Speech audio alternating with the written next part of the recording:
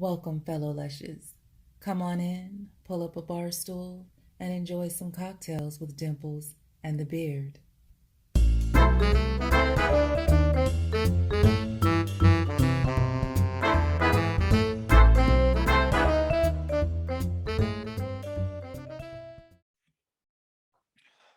This time I went to the doctor because I had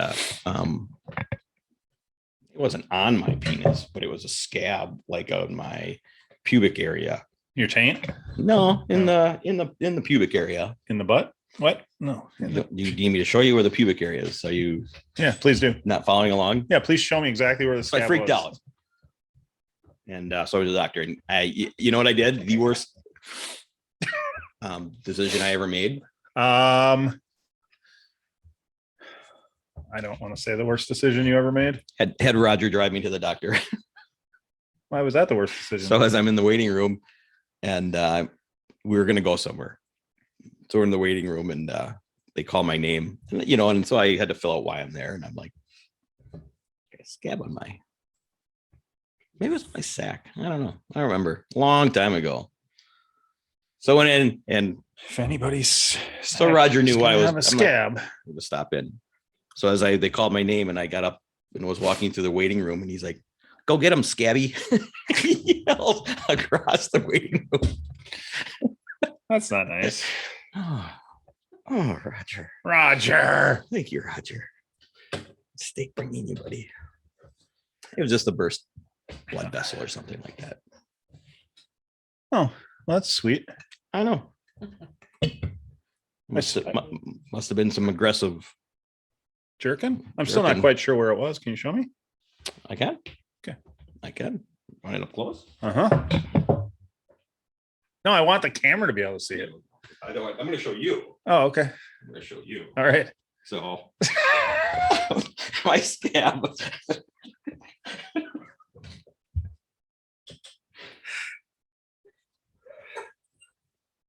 Careful what you ask for. Now you got it? It's worse than the lap dance that I got from the Asian with a hole in her head. Wasn't a hole. It was a divot. It was a dent. As a dent. She had a Did dent. she tell you how she got the dent? I don't recall. I don't know. She did. She just didn't pay attention. Yes. It's pretty shallow. Yes. Just because she's naked in front of you. She's trying to tell you a story. Yes. You, I didn't even care that she was naked. She had a fucking dent in her head, and she let me touch it. She's like, you can touch my boobs. He's like, no. I was so Just gonna rub your head. Nope. Yeah. I'm gonna finger your divot. That's where I've developed these mad fingering skills. Mad fingering skills. Yeah. Is it 7:00 yet? Did you thank me? Salute. Thank me yet for saving you thousands of dollars that night? No, but I have thanked you for I should say I haven't thanked you yet for the wonderful advice on slapping boobs. Really seem to like it. Just give them a good slap. Never forget, that was your advice. It was. And I've employed it. Slap. Was that my advice before you went in the back room? No. This was your advice one night after a podcast. Oh. I was telling you that I don't know what to do with the boobs. I just kind of, they're there. They're beautiful to look at. They're nice, but just smack them. And you specifically said you slap them. You slap them.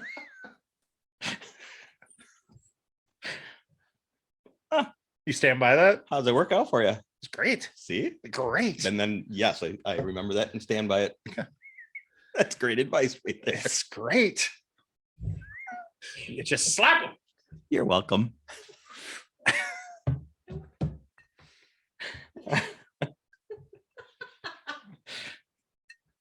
That's it?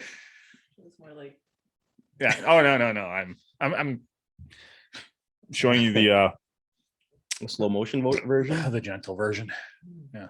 Gets kind of aggressive. That's okay. Booby slapping. Whatever I'm gonna tip my whiskey over. if you keep slapping like that. I know.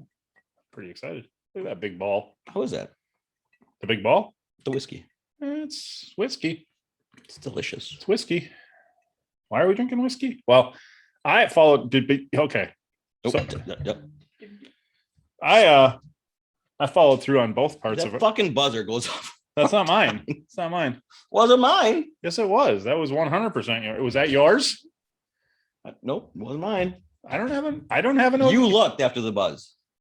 I looked because I thought it might be, but I don't have a notification, motherfucker. Anyway, I partook in both parts of our next guest's hit single. Ah, gotcha. Now I get where you're going. Whiskey and Weed. Whiskey and Weed. So I don't need the whiskey as much as you do.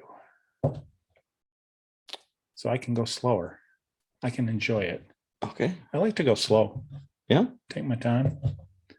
Work into a fervor. The whiskey or the weed? Yes. Okay. Both. Both. I like the whiskey. I like the whiskey. What are we drinking? Tell him or do. Yes, our guest likes whiskey and weed. So she wrote a song about it. Okay, guess who's in the waiting room? Yes. You don't keep a pretty lady waiting. I'm nervous. Are you nervous? No. I'm nervous this time. Yeah? Yeah. This is big. This one's big. Don't mind me. I'm just going to stick my... Oh my God. Don't do that right now. I'm already nervous. Raelyn. I love seeing the words pop. The names pop up. pop up. Yeah. It's like... Maybe she can say that in Dutch for me. No, there's no way. I'm not going to be able to say it in Dutch.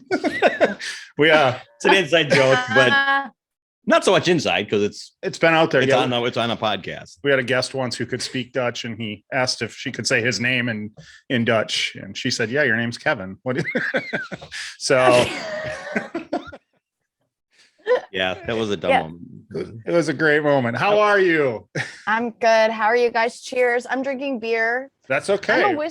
I'm a whiskey girl in the dead cold of winter. You know what I mean? Like Sure. It's very hot.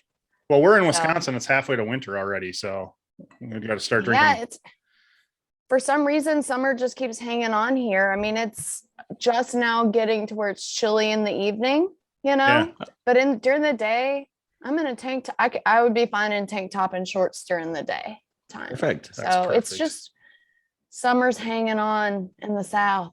It's nice. It's nice. Perfect. I wish I was hung on. We'll see how it goes. Yeah, I think we're pretty much done. Thank you so much for joining us. Thanks for having me. Where did you say you guys were? We're in Wisconsin. Wisconsin. Yeah, Wisconsin. I played a show in Wisconsin once, and it was so much fun. Everybody, it was in the middle of summer, but it was like 70 degrees. I was freezing. I had a sweatshirt and I came thinking, summertime. So I was wearing shorts and fishnets and boots and a tank, a crop top, and ended up having to like put a sweatshirt on and all kinds of stuff because it was so cold and everybody kept laughing at me when I said it was cold. Yeah. Yeah. Oh yeah. Well, what part of Wisconsin did you play a show at? It was some sort of thing in the park that they did. Oh, okay. It wasn't Madison though. It was what's another one? What's another big one? Milwaukee and Madison are the two big ones. Okay, it was Madison, not Milwaukee. Okay. Fair enough. Yeah. I remember it being it was in Madison, Wisconsin, and they did a summer concert series, and everyone was drinking so much and but acting completely normal. I was shocked at how much everyone was putting back and acting normal. Well, that's Wisconsin for you. Yeah. Y'all like your drinking? That's what we do. Right. Yeah. When winter's 9 months out of the year, you gotta find something to do. So you gotta drink. Yeah. So drinking it is. Proud or not, but we always finish in, several cities, top 10 of the drunkest cities in the United States. So. Not one, like several. Congratulations. Again, I don't know if that's good or bad, but everybody's got to be good at something. There you go. Is whiskey your go-to beverage all the time? It is for me. Yeah, no, not for me. I'm more of a craft beer drinker. So yeah, me too. For most of the year. What kind of whiskey is your favorite whiskey? Tell her Merdu. Irish Okay. whiskey. Yeah. That's my favorite. That's what we got going on tonight. So I got into whiskey from Jamie Johnson. Y'all know that country singer, Jamie Johnson. absolutely, yeah. So he, not just me, but a lot of my family went to his studio in Nashville. And this is before he quit drinking. He had a Jack Daniels sponsorship. So I'm not shitting you. I'm not exaggerating to you. His studio was from ceiling to floor, just cases and cases and cases of Jack Daniels. Oh my So God. he gave everyone a bottle as we Sure. left, right? So that winter, I drank that whole bottle during in winter in Tennessee, it's 2 months. It's just January and February. Like I told you guys, like the coldest part where we're talking like where it's 30s during the day and teens and maybe a 1 degree time for 2 Yeah. days, that happens in January and February. So for January and February, I drank that Jack Daniels. And that's where I started that song, Weed and Whiskey. Absolutely, yeah. But I just had that whiskey part, but it was all because he gave me that Jack Daniels. I didn't drink whiskey then. I just drink craft beer. Okay, so what is your favorite craft beer? I assume you're the beard of the podcast. I'm just Yeah, we could do the introductions. Yes, I'm Dean the Beard. That's Kevin Dimples. And of Dimples. course we're talking to Raelyn, Dimples. Nelson. Yeah. The lovely Raelyn Nelson. My favorite craft beer. I'm a Hefeweizen guy. I love my German beers. Ew. All right. Now, why do you say you? I 'Cause guess it's I'll got- go. It's been So fun. Thanks for having me, you guys. This isn't gonna work out. No, we can No, talk. yeah, He's he'll just talk. leaving. He's leaving. We can talk. Oh I'm yeah. just kidding. Hefeweizen is a wheat beer Yeah. that has banana Yeah. flavors in it, and it's So I have it's a mixture of the wheat and the banana. The cloves. Yeah, it's all So here's my question for you on that whole banana thing. Do you like beers with fruit in them? I like IPAs with citrus hops. there you So go. yeah, Okay. you There know. you go. See, you're gonna Okay. insult her like you do me. No, she's a girl. She can enjoy it. Well, Girls are okay, fine with wait, that. no. What do you usually say? What do you usually say about IPAs? I can take it. I got balls. Leave me No, alone it's with not. it. It's not the IPAs. I tease him about fruit in beer. Fruit doesn't belong in beer. That's my But my thing. hops. But it's hops though. Yeah. Yeah. Do That's you put a slice of fruit in with the beer though? Okay. See, now you're No. back. Now you're back on his side. Okay. See, we're good. I feel like I would never do that. Okay. Thank you. Thank you. You know how Blue Moon has the orange slice on Right. I do. That's all bullshit. That's all bullshit. They don't really, that's not a thing. They just did that for looks and because it looks pretty. Yeah. It does look pretty. See, that's all. That's all he cares about. He don't care what it tastes like. Look at me. I look pretty. That's all that matters. My favorite all-time beer is Yazoo Gerst. Have y'all ever had that? It's Oh. in Nashville. Okay. It's a Nashville beer, so I don't know. But it's a mainstream German lager. Okay. It's just it's just the perfect taste of mainstream lager, and Yeah. it's the aftertaste of it is a little bit of orange in it, just Okay. just a hint, like a nutty orange, and it's delicious. That's my favorite. And then my second favorite is the all day IPA because you can drink them all day. It's right in the name. It's It- only got 4% alcohol in it, so it's like you're not even drinking That's like a Bud Light. Yeah. Yeah, And well- and it's instructions all day, all day. all day. Like look the little picture is you're supposed to be driving a car, so it's like you're not even drink. You're supposed to be it's okay to drink and drive with this. That's perfect. 'cause Yeah. it's No, all like- day. No, I know. Yeah, and yeah, so it's not even like you're really even drinking. You don't even feel drunk until you've had like 12, and that's when you feel drunk. See, you would fit right in Wisconsin. You You'd would. be fine. We're that's all that's day where we get drinkers. started too. Is at 12. That's about where it kicks in. We start to now the night's getting started. Loosen up. You don't even go to the bars till you got a 12 pack in around here. I mean, really, honestly, I think 8's the most I've ever put down. And that's like, if I start at 11, it's like a day drinking thing. And you kind of have to space it out over the course of the day Yeah. and throw a lot of water in there, But Yeah. I pretend to be such a badass when it comes to drinking. And really, I have a lot of rules I have to stick with, or, things get out of hand.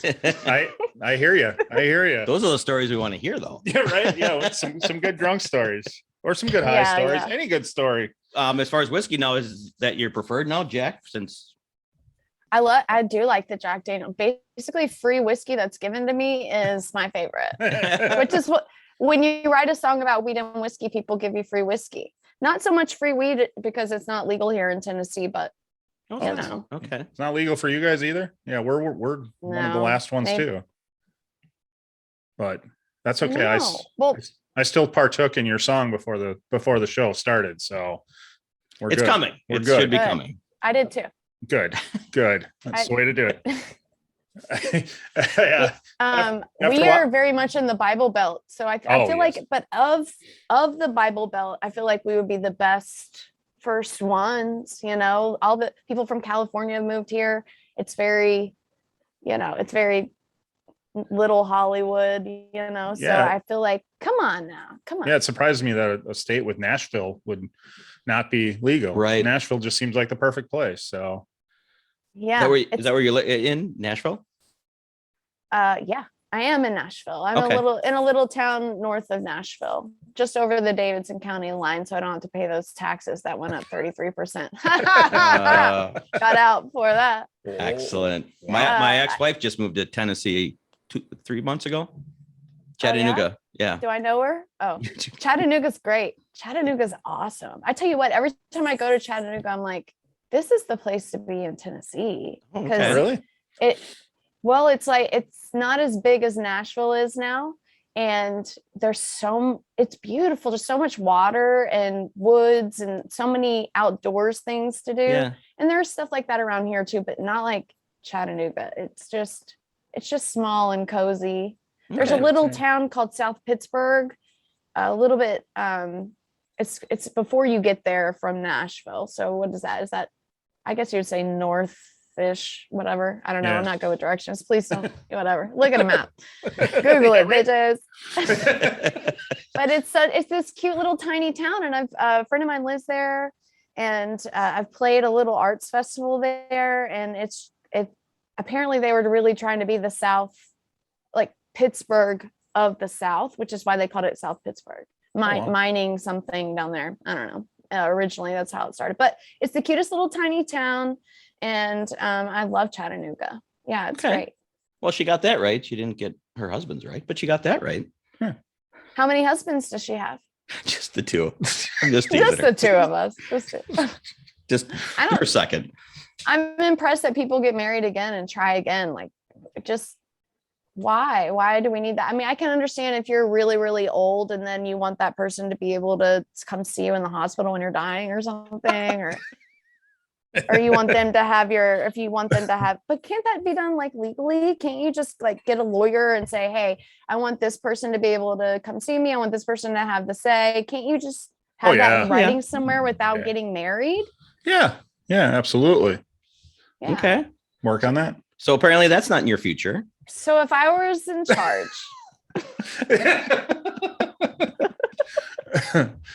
fuck marriage. And Okay. I've done it twice. I'm not very good at it, so I've done it On twice. his way to 3. So uh-oh, fuck what was that? don't do it. Fuck marriage. There you go. There's your quote. Boom. That's our quote of the show. Wow. That's the title of the That's Of the perfect. podcast. There it is. Fuck marriage with Raelyn Nelson. unless we come up with something better, you never know what'll happen. Right? We got a little bit to go. Enough whiskey. What and do you enough guys weed. do? Who do y'all usually interview? What is this? How did this get started? This started with us just wanting to be stupid on Friday nights and get drunk and tell drinking. stories. And then it started, we have a buddy of ours who's a stand-up comedian, and he was kind of the first guy to come on. Who is And then that? his name's Mike Merrifield, and he plays down in Nashville at Zany's quite a bit. Yeah, he does. Yeah. So Okay. yeah, he's down there quite a bit. I'm gonna write that. name down. Yeah, it's Mike Merrifield. I do a podcast with comedians. You too. do. It's fantastic. Yes, we'll get into that. Oh, yeah. That's amazing. Yeah, it's hilarious. Okay, Mike Merrifield. Is it like Merry Christmas, Merrifield? Yep. Okay. Absolutely. So yeah, And he's down there with working at the Gorilla Records. 800-pound gorilla. 800-pound Gorilla Records he Yeah. works at as well. He's in Nashville? He splits time. Yeah, it kind of goes back and forth. Okay. So Cool. So maybe it could be a live one because the live ones are always I don't mind doing Zoom podcasts. I have a good time, talking to you guys over Zoom.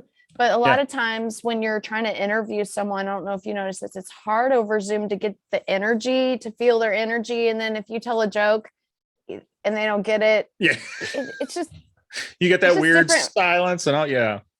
People are Yeah, talking over top of each other like this. Yeah. yeah.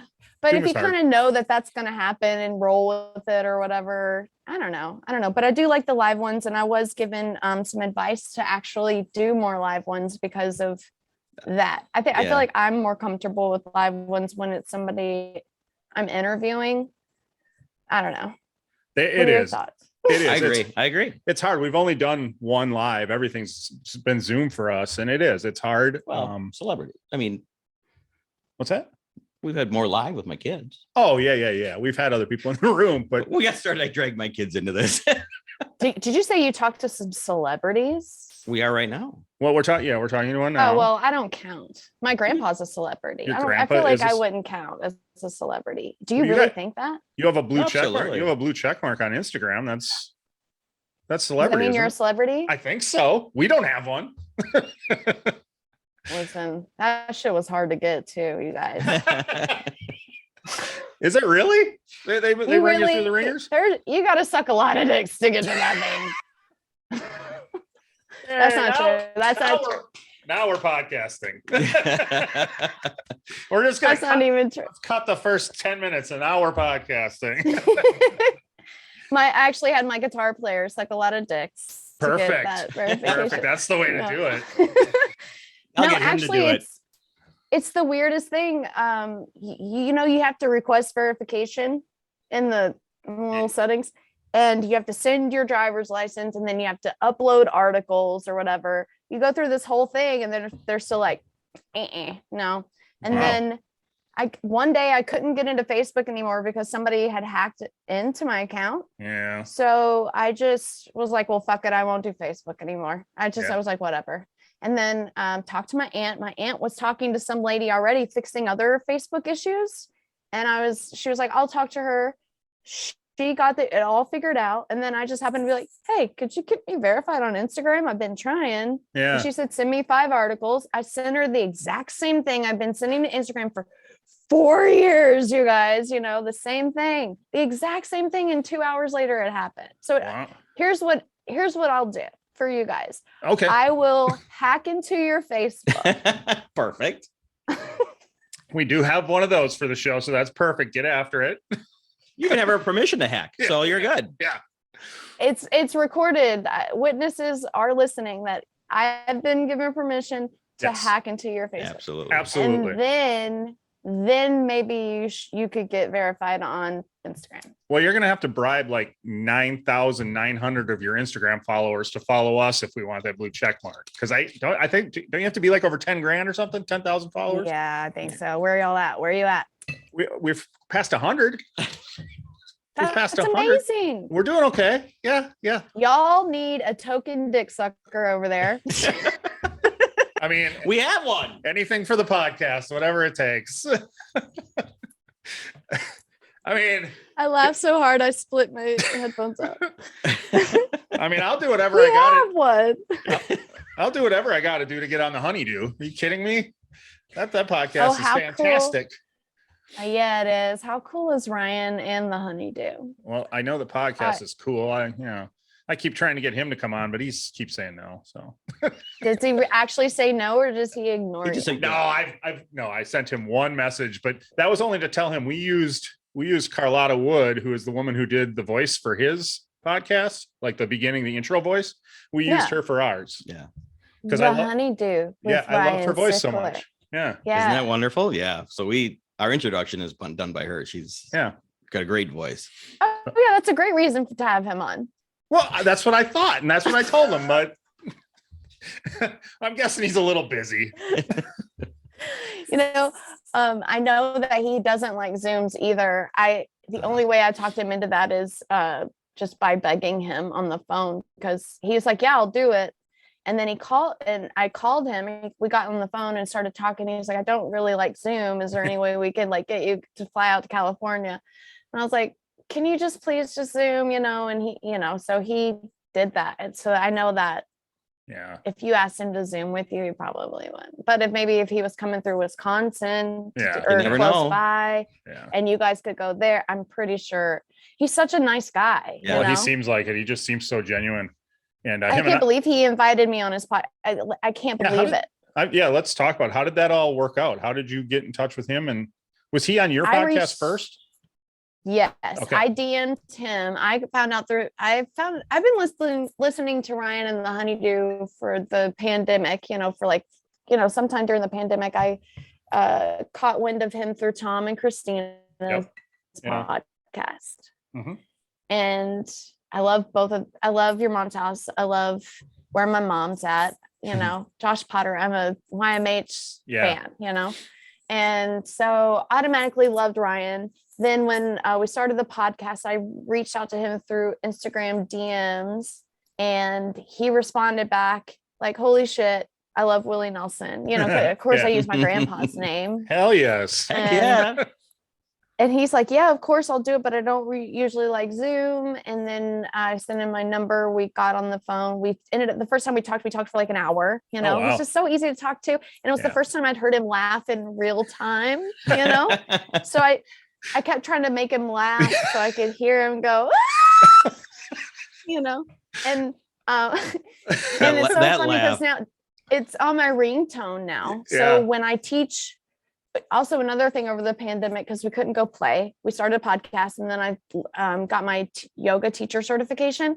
So I have his laugh as my ringtone. And also I'm playing my yoga playlist through my phone on Spotify. So if somebody calls me during the middle of a yoga class, in the middle of calming instrumental pop music comes, that's fantastic. And everybody just laughs, of course. And I text him after, and I'm like, you did it again. You just fucked up another class. But yeah, and then he was just so cool. I told him a little bit about growing up, and he said, I want to have you on my podcast. So I had my agent book me a show out in California, so it made sense. There you go. To go out there to pay for it. But funny how 2020 and 2021 worked.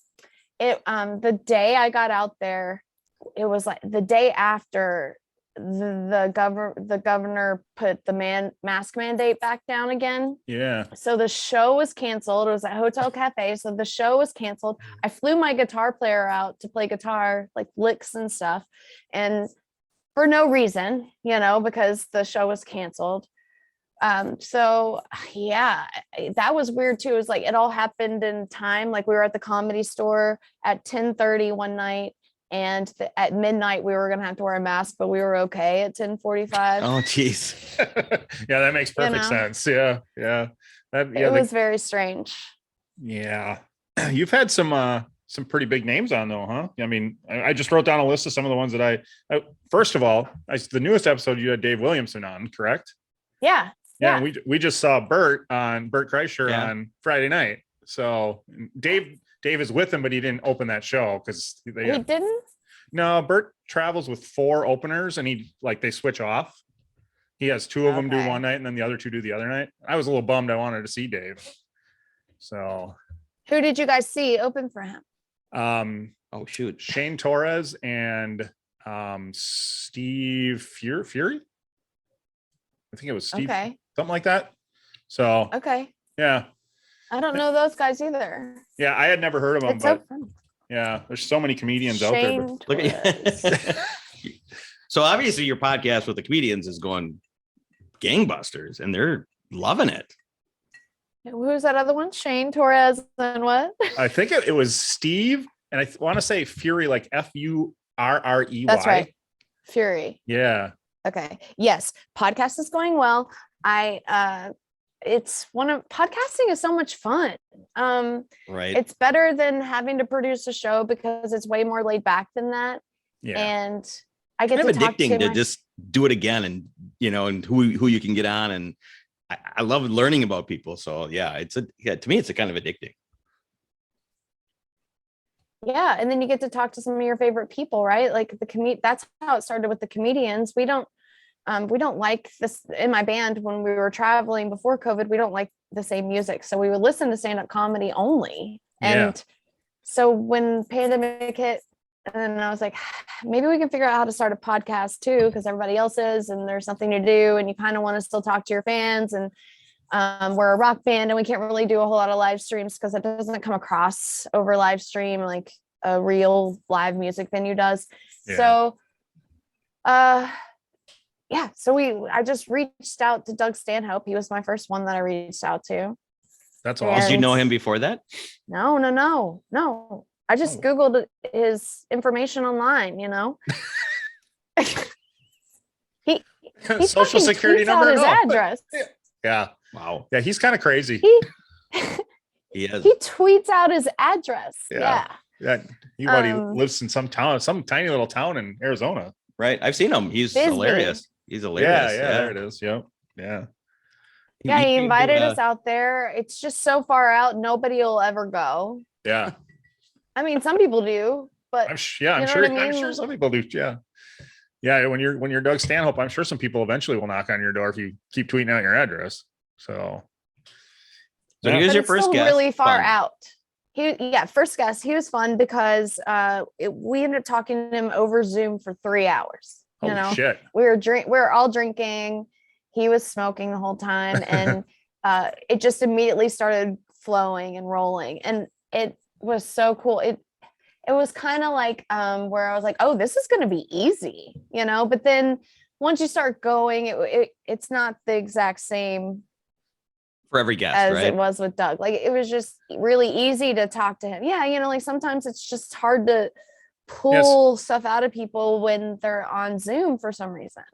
Yeah, it is. And I think it's a lot. I mean, like I said before, it's about not wanting to talk over anybody. Like when we do these, we tend to let the guests run as long as they want to run. And if we feel like we, need it, because otherwise the camera comes back to us, and We don't need that. yeah. So it's, we We tend to don't let, want that. yeah, we tend to let the guests go until they're done. So, but yeah, Zoom is weird. I mean, we've never been on the other end. So, we've never had to be the interviewee or whatever. So, But that's what you learn. Once you watch it, you'll learn that. And so we're like, okay, we need to just shut up and let you talk, so.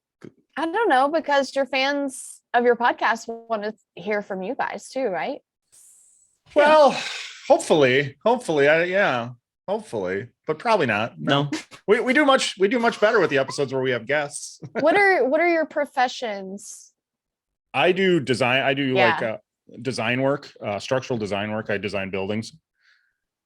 And I, Okay, like architecture? Yeah. Architecture? Yeah, but we do heavy industrial stuff. So we do like paper mills and foundries and stuff like that. So nothing Okay, pretty, nothing okay. pretty. So and I'm a customer service manager at a label company. A label company? We What print is a label company? when you buy Windex and there's a Windex label, we print that label. The Windex label. When you play the Monopoly game at McDonald's, we print the game ticket, the game piece on your fries and stuff. So we print labels. So as the customer service, you said rep or manager? Manager. You have to talk to McDonald's and Windex when something goes wrong? If they're upset, they talk to me. Is that Yes. okay? does Ronald call you? He's the best. He's the best one to call because I just say, "Oh, shut up, you clown."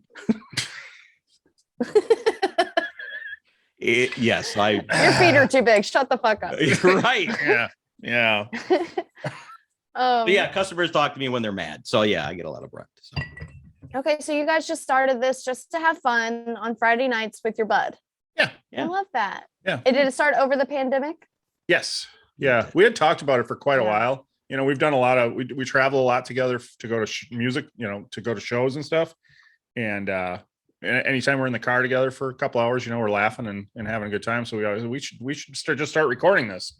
And then the podcast craze started, and that's what we did. And then it turned into, we started getting some guests, and now we've been doing quite a few guests. Yeah. So just keep tell me all the guests that you've had. Who's the big ones? We've had a multitude, like 4 or 5 Playboy Playmates, former Playboy Playmates. So which ones? Not Shane and Sia Barbie, right? Have you had Shane and Sia yet? Nope. We've had Echo Johnson, Karina Harney, Deborah Driggs, Carrie Kendall, who just sent us this autograph picture because we interviewed her a couple weeks ago. Okay. And Donna Perry. I think those are the 5 that we've done. Is this just like a hot chick podcast? No. Yes. That's what you're on. No, we've interviewed some dudes. Are they hot? Yes, of just course. Interview hot people. Of course, yes. That's all it is we just interview pretty people for fun. The best part is once she did and Deborah Driggs. Did you mention her? I did. I mentioned Deborah. Yes.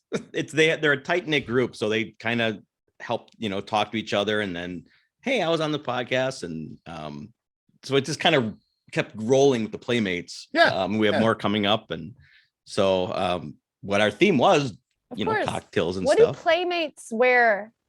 What do Playmates wear when they do a podcast? Nothing. Really? Is it nothing? With like bunny, I picture bunny ears. Just the bunny ears. Yeah, that's what we've requested. Yeah. Just bunny ears, but yeah. No, they're or fully. Do they wear like sweatshirts and yeah. Or is it like tight tank tops with a little cleavage? No. Well, yeah. Don't act like you don't remember what they wore. Tell me what they're wearing. Yeah, no, I'm trying to remember. Well, Kendall wore. Yeah, Carrie Kendall wore. Yeah, definitely wore a tank top with a lot of cleavage. Yeah. Okay. Did. Okay. So the rest of them were. I don't think there was a lot of cleavage for any. No, they were all just kind of naked. Naked. Fuck cleavage, just naked. Had a blast with them. We had a blast with them. They're, a lot of them are doing things, podcasts. They're 2 of them were starting, the Bunny Chronicles. So they're just good people. They were just fun and great Playboy stories. So yeah. Podcasting is the new, like having your Facebook page or website. Yeah, kind of. Yeah, I mean, and it's just a way to get out and talk to people, and I mean, so and not have to leave your house. Yeah, we just started because it was something to do. It's cheaper than going to the bars on a Friday night.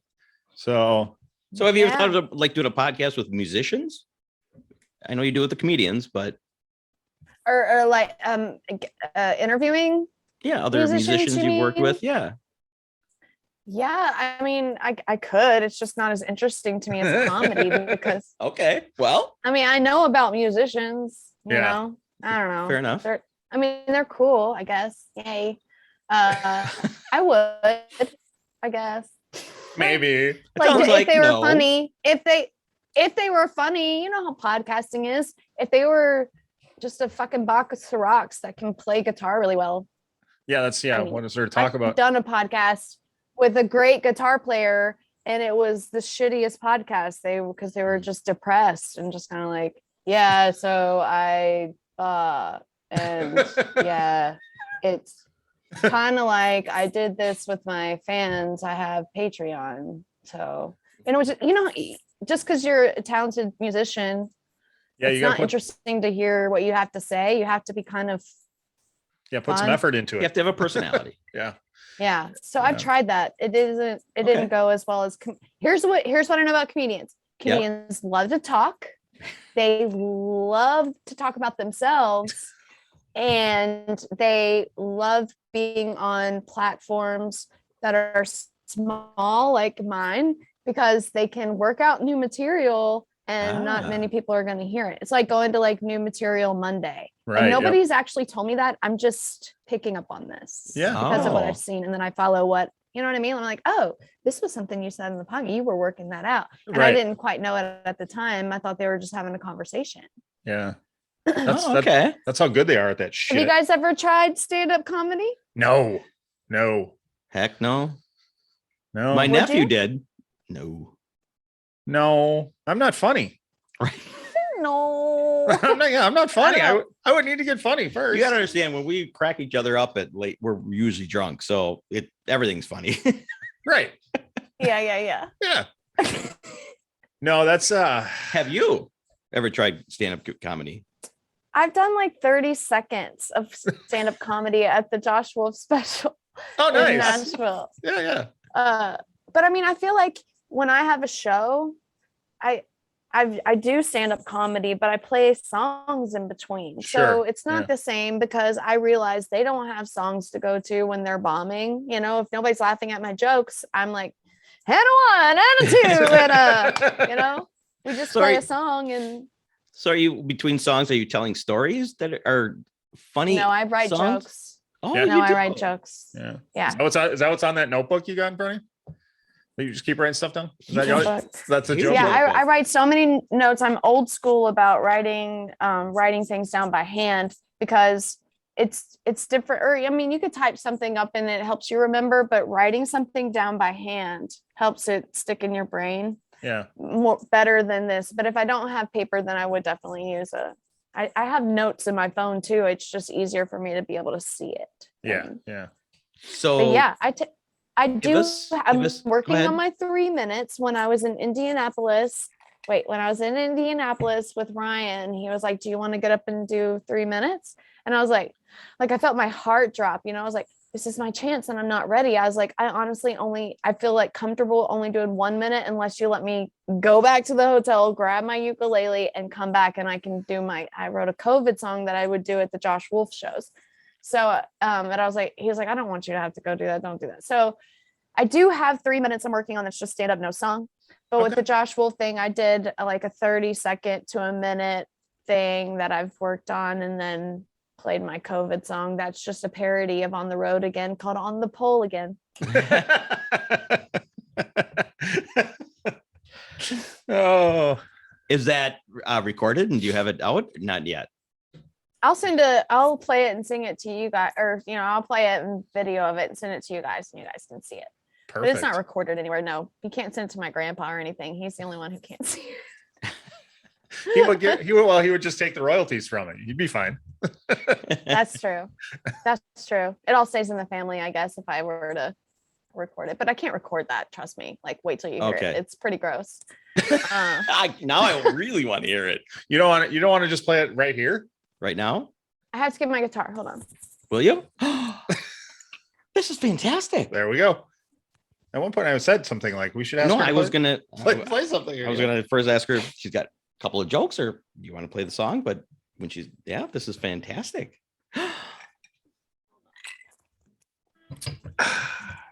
We are officially giddy. Yes. Well, she can't hear us. Okay, I'm back. You were Perfect. talking about me. Yeah, we're giddy. How giddy we are. This is phenomenal. So I start off with this and just kind of say, I'm a songwriter, but being, when your grandpa is one of the most famous songwriters of our time, nobody cares about my songs. And I can't even sleep, take the normal route and sleep my way to the top, because eventually I'm going to get to my grandpa. And I don't want to fuck my grandpa. So instead of parodying one of my songs, I'm going to parody one of my grandpa's songs. It's called On the Pole Again. On the pole again. I really hate to get on the pole again. The COVID shut us down and there ain't no touring. I guess I'll have to get on the pole again. The old striptease pays more than flipping fries at Captain D's. But then again, both places smell the same to me. It's either fish sticks or a stripper named Denise. On the pole again. Well, I'd blow someone right now with COVID-19. So this bullshit ends. To lose my sense of smell would be a blessing. She's undressing.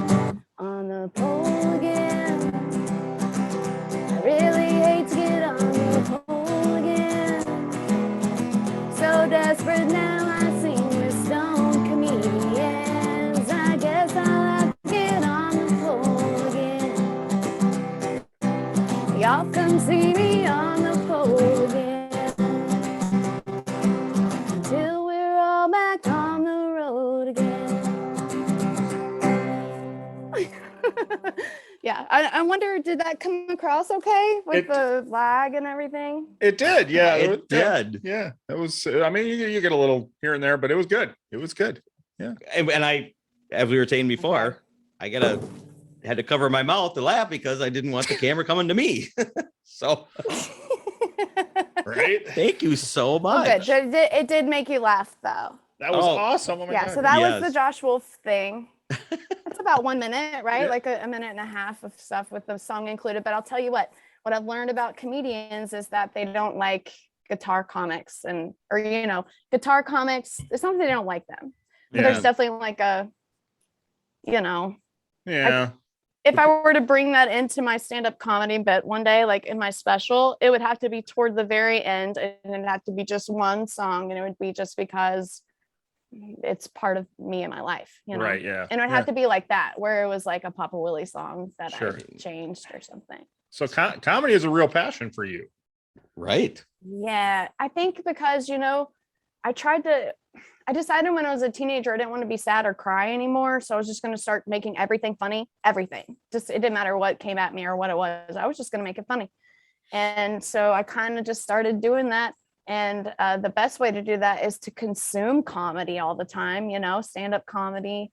So I started listening. The first comedy I remember was like kind of when I was 18, listening to raw comedy on XM Sirius Radio. My grandpa bought me a Volkswagen Jetta, and it had Sirius XM in it. And I was listening to raw comedy instead of music all of a sudden. And then ever since then, it's just kind of been a part of my life to listen to comedy. And Kathleen Madigan was one of my favorite ones in the beginning. Now my favorite, Kathleen's still one of my favorites because her and I go drink beers. She lives here in Nashville. I get to go drink beers with Kathleen Madigan. That's awesome. Oh, phenomenal. Yeah, that's cool. That's fucking cool as hell, right? Like her and I are just sitting there smoking cigarettes in a bar in Nashville, getting drunk, and she's just telling me about her shows, and she's so funny and telling me about her. And you're laughing the whole time.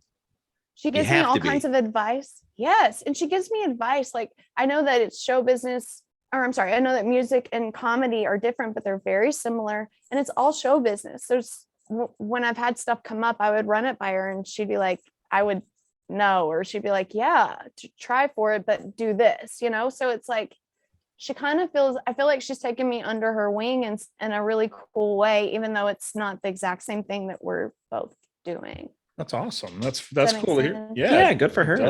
Yeah, it's cool to hear that comedians are that way too. That I know back in the day it used to be more of a comedy thing or more of a competition thing, but with the internet and everybody being able to get their stuff out there, it feels like when you listen to them, it's more of a community now, and they're guys willing to help each other out.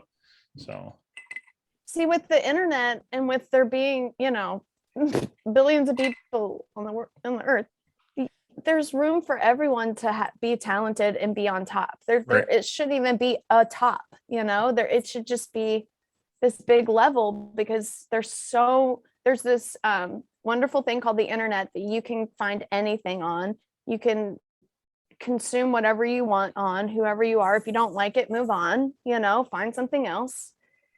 You could go viral. Like, this is the coolest part about right now, right? Like it's always been in the show business that you get I was just talking about this with Aaron Weber, who does Nate Land podcast, Nate Bargatze's podcast with him. Yeah. We just did a podcast with him. We were talking to him about how it's always like an out of the blue thing. You always get a phone call out of the blue or an email out of the blue that's like, hey, Dave Chappelle wants you to open for him, I'm just saying, or Ludacris wants you to do a song with him, it's like always out of the blue.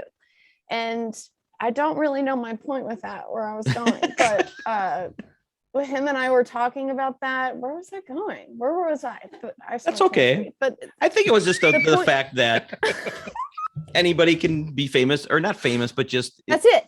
Anybody can be famous right now. Yeah. And everybody, like, it shouldn't be a competition. It should be like, let's just enjoy and consume all this wonderful, great entertainment And Well- I go back to, if you can create something out of nothing, no matter what it is, music, any kind of art, somebody's going to be into it, right? Yeah, Like somebody's absolutely. going to connect with it and be into it. Absolutely. So if you could sell out TED Madison, Talks with Raelyn. there you go. If you given your choice, if you'd sell out Madison Square Garden, would you rather be as a musician or as a comedian? Ooh. Musician. Yeah. Yeah. Cool. Yeah, Cool. that's my first thing. But like, if you saw my show, like the little joke I just told about my grandpa, I say that in the show. You know, I've written stuff to go with just before each song, just to, Sure. you know, just kind of, I want to make people laugh. And if people call me a stand-up comedian, I just beam. I love that so much. But music is always my first thing. I've you know, I write songs, I want to play, I want to perform them, and if there isn't a show booked, I get concerned about my life. You know, I don't care what kind of show it is. I don't care if it's for 10 people, but it's, you know, something's got to be on the books at some point for me to be like, okay, life's going okay. I'm still playing music at some point. But God, during COVID was so hard when nothing was happening. And yeah, how long? So are you on the road now? No, see, I was going to do a TV show. This is so fucking stupid. Wait, let me think about if I can even talk about it. Oh, I mean, I didn't technically sign it. I mean, I think I might have signed something. So I won't talk about exactly who it was for or what, but it was like XYZ TV channel. And they were doing a reality TV show about something. And they asked about That's something. Sounds riveting. about popular people who have children and or who have family, and then maybe those family would be on a show. So that was the show. Without telling you what it is. But it didn't work out. It didn't work out because of different things, but I didn't schedule anything for September, October, November in the hopes that it would work out and that it would be a good thing to do, but it turned out not to be. And Brian Sickler and Kathleen Madigan were big helps in that whole thing, you know? So it's cool to have famous friends that have been through stuff that can be like, this doesn't sound right, you know? Yeah. So, but anyway, I didn't book much. So my next show is November 26th, opening for the Clarks in Pittsburgh, Pennsylvania. The Clarks are a big band there. So I think it's going to be a really big show. That's cool. Yeah. So November. Okay. Well, all I know is I want you to come back to Wisconsin. I want to go to Wisconsin. Are y'all close to Madison? Where are y'all close to? That's 2 hours away. But I would go 2 hours away. Absolutely. If you. They asked us back to that summer series again, but then had to push it off to 2020 because it was like somebody pulled out, but then they were able to do it. So then they were like, well, we'll have you back in 2020. But then of course, 2020 was a shit show. So now this is 2021. I never heard anything. I need to reach back out to that lady and see if we can get back out to Wisconsin. I'll definitely. have my agent reach out to her. Absolutely. Because Madison has a lot of stuff. Yeah, that'd be awesome. 100%. You come to Madison, I'll be there. Setup. They had a whole hippie setup for us. They had a big cooler of kombucha and like a one of those VW RV vans, you know, that we could hang out in, and all this cool hippie stuff. It was like, I don't know if they did that for everyone or if it was just because they knew my vibes, but it was totally really cool. I will never forget that. That's awesome. They did that there. That's so cool. Wow. So writing new music right now? You doing more videos? I'm working on an album. I'm working on my next album because we put our last album out right before COVID hit again. That keeps coming up, COVID. We released it in November of 2019. So we were going to tour on it the whole year, but no. Yeah. So now I've written some songs over that time about some shit I was going through, and we are recording them now and going to release it. In the next month or two, we're going to release a single from it, and it's called Free. And I don't want to give too much away, but I'm really excited about the music video. Okay. Writing music. Oh, I'm sorry. That's all right. I was just going to, there was a recent, a recent single out called Friend as well, right? Is that going to be on the new one? Yeah. Okay. Yeah. Yep. Okay. I'm just going to put that one on there. And that's a breakup song, but with a friend. Not a. Yeah, I was in a musical duo with my friend, and we got into a really big fight, and I haven't spoken to her since. And it's it sucks because it's very girly, me or whatever. But I can honestly say that when we both left that band and left each other's lives, it was just this big feeling of relief. Yeah. We actually got canceled in 2017. The band was called and we had written a song, and the LGBTQ community in Nashville came after us. It was like 300 people at tops, maybe, but it felt so big at the time. Sure. I mean, we were a tiny little band that had 1,000 likes on our Facebook page. We had like maybe 100 followers on Instagram. It was right when Trump got into office, and everyone at that time was just hyper sensitive about everything. Wrote a song called "Looking Like a Tranny Blues." You're not allowed to say tranny anymore, number one, or in 2017 you weren't either. Yeah. And then also we wrote it as a funny song, and it definitely didn't come across that way. But the weird thing was that for a year we were playing that song at the lesbian club.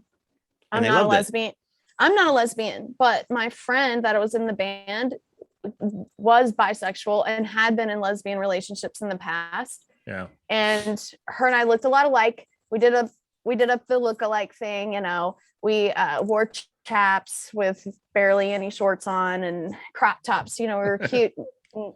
Went to the lesbian bar all the time and sang our songs, and they were screaming for us to play that song. Everybody loved it. Then all of a sudden it comes across the internet, we're canceled, and everyone turned on us. It was the craziest experience. I couldn't eat for a week.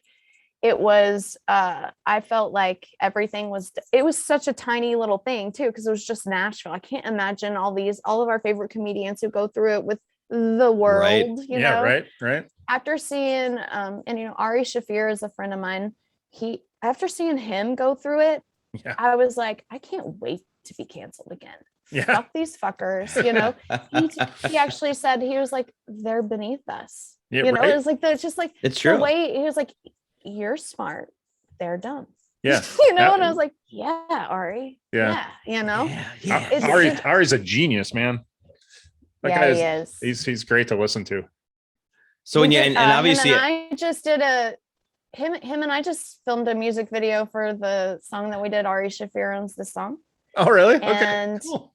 I don't know when it's gonna come out, but it's so funny because all of his fans reach out to him and us asking for the song. Like, how can we listen to this song? So we were trying to figure out how to do it where he would actually make money on it. And I think doing a video on YouTube, he can monetize that in some way. Yeah. It was so much fun. We did it in Zany's and around Zany's here in Nashville, and the comedy condo that the comedians stay in around there. And it was really, really cool. I'm not going to say anything about it because I'll ruin it though. No, we'll be excited. We'll be watching for it. Absolutely. We'll be watching for it. Okay, good. Yeah. So I'm thinking about fantastic. The song that you said you just got canceled for. Obviously, with your mentality of it, when you're writing it, just as the last when we're talking to you, is how you're like a comedic thinking. So you wrote it as a joke, as a comedian. No, listen. So her and I, here's why I wrote that song. It's the truth. She and I going through it. She was going through it with another person that should have even been her friend in the first place. But she and I talked about writing a song called "I Don't Want to Be Your Friend No More." So the fact that I wrote it after we broke up was definitely a point to her, that I was trying to make. So it really sticks home to her more than anyone else, really. Although it is really strong to say that I don't want to be your friend no more. Yeah, it is. Yeah. And I think I really do hope that at some point her and I are able to come back together and apologize and be friends again.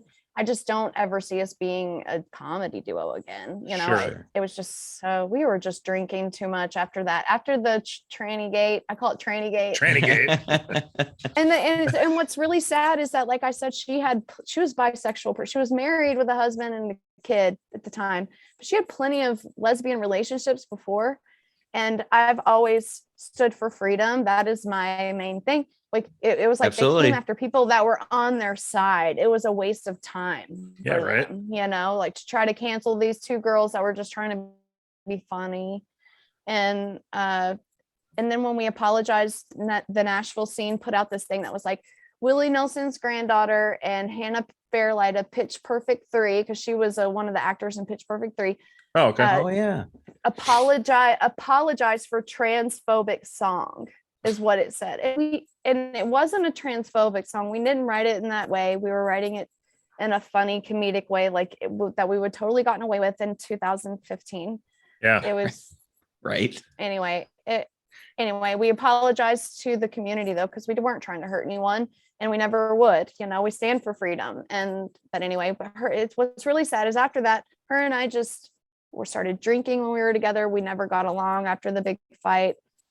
Had one last big fight where it's like we kept all the stuff in for that period of time between the training gate stuff, and then when the final fight happened, it was like we spewed everything out, and we cannot come back from that. You know? Yeah.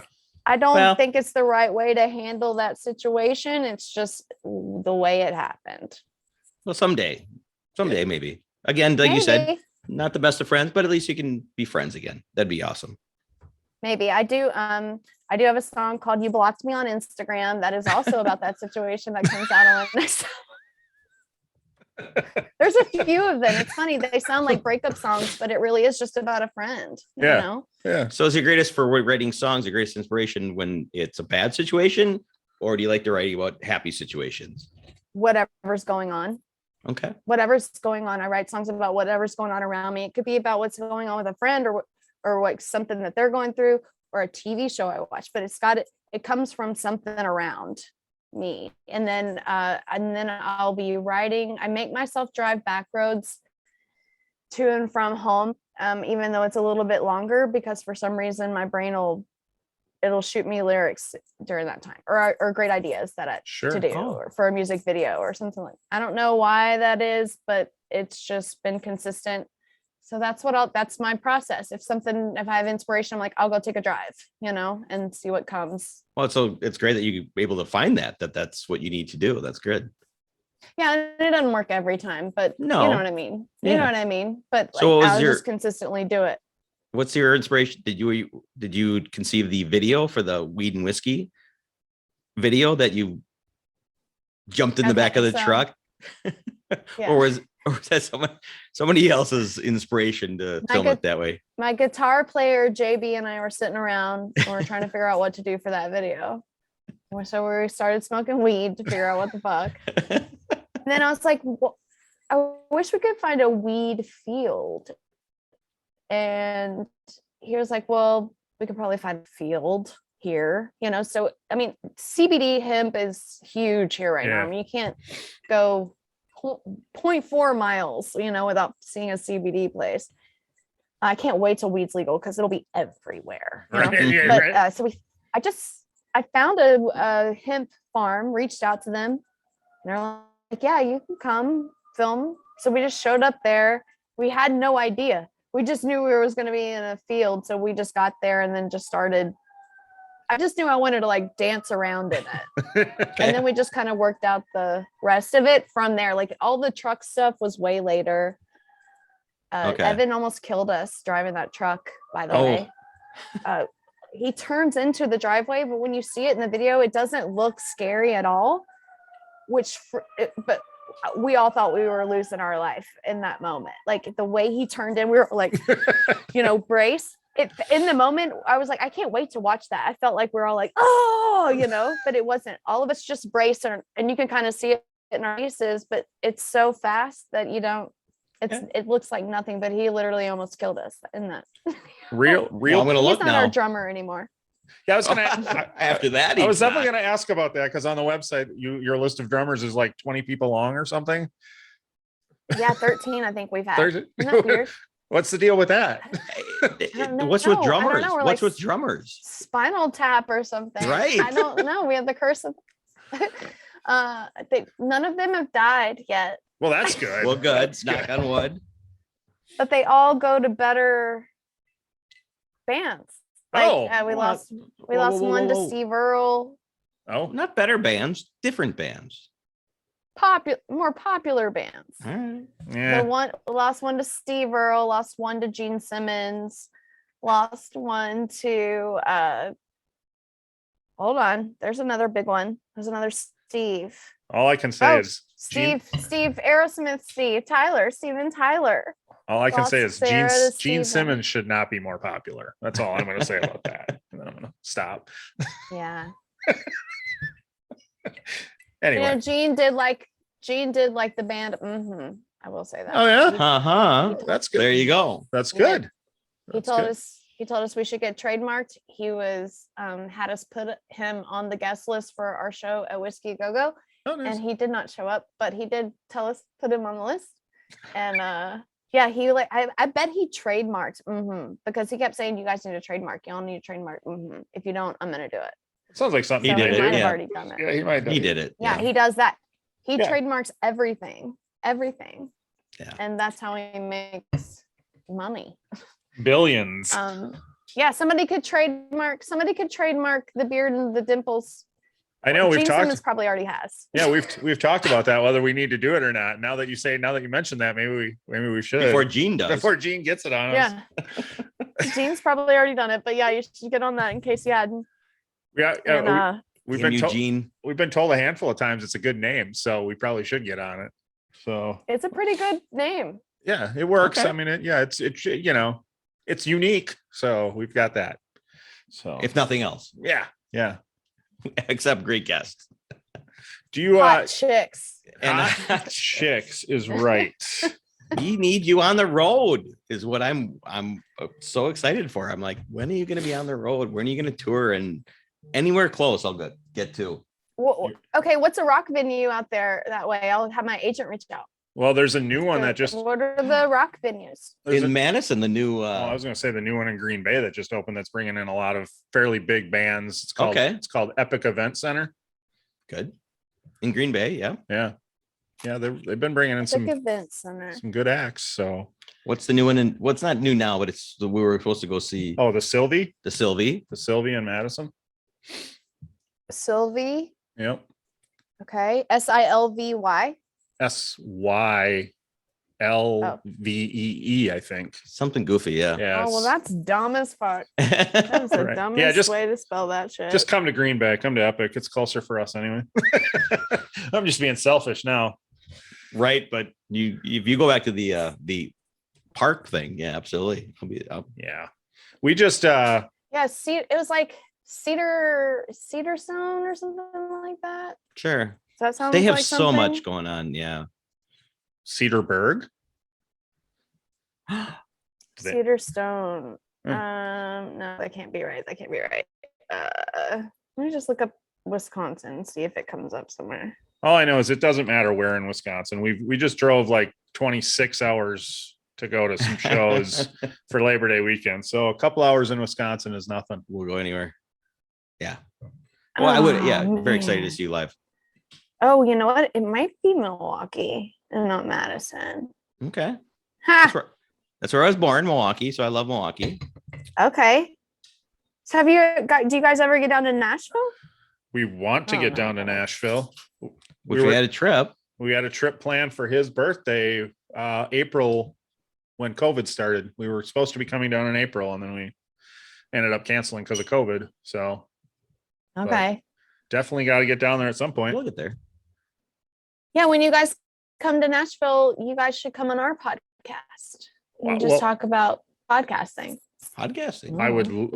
I'm not going to speak for you. I would love that. That'll be a riveting conversation. Oh, absolutely. About podcasting. Podcasting and Hey, and whiskey. we're- So your grandpa has whiskey, but it's not. I look for it.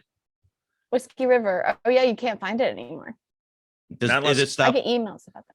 Did they stop making it? I would. Or- Yeah, I think so. Really? Not unless you want to spend like $3,000 a bottle or something on eBay. It's out there Wow. for that. Yeah. So it Yeah. might have been like a limited run, is what it, or something like that. Yeah. Okay. I think so. I haven't seen that in a long time. And I did have a bottle of it before I had a fire, and I drank it all. It was after the Jack Daniels one though. I drank that Jack Daniels and I liked it so much the next winter I drank the Whiskey River one I had and kept the bottle, of course, but I don't have it anymore.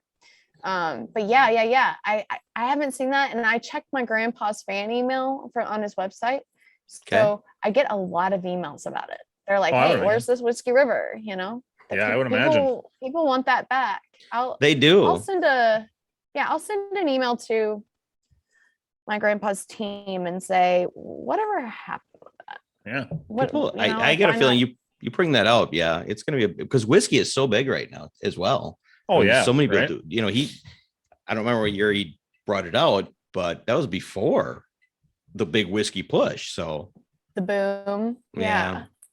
Because it had to be 10 years ago, right? Oh, absolutely. That they did that at least. At least. Are you saying before all the hipsters started drinking? Right. And then whiskey? everybody was, and then, I went from just whiskey out there to all these celebrities that want to be into the whiskey game. And so, he was ahead of the game, but who else should have whiskey than Whiskey after River? That Willie's Reserve really took off. Oh. And then I know that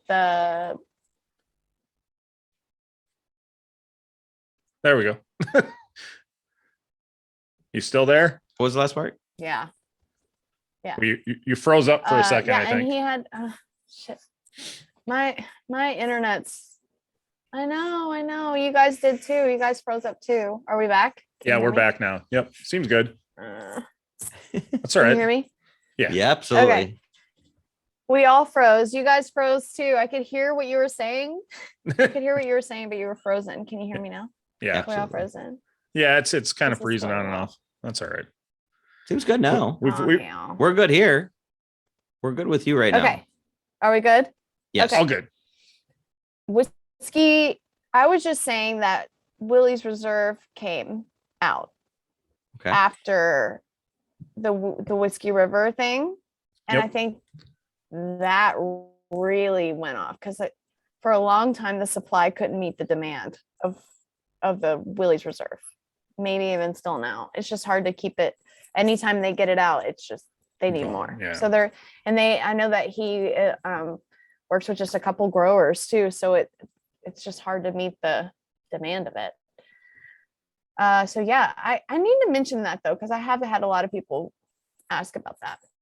Yeah, I'm sure it would be a big seller these days for sure. If I were in charge, there would be lots of Whiskey River. Perfect. And we would fuck marriage.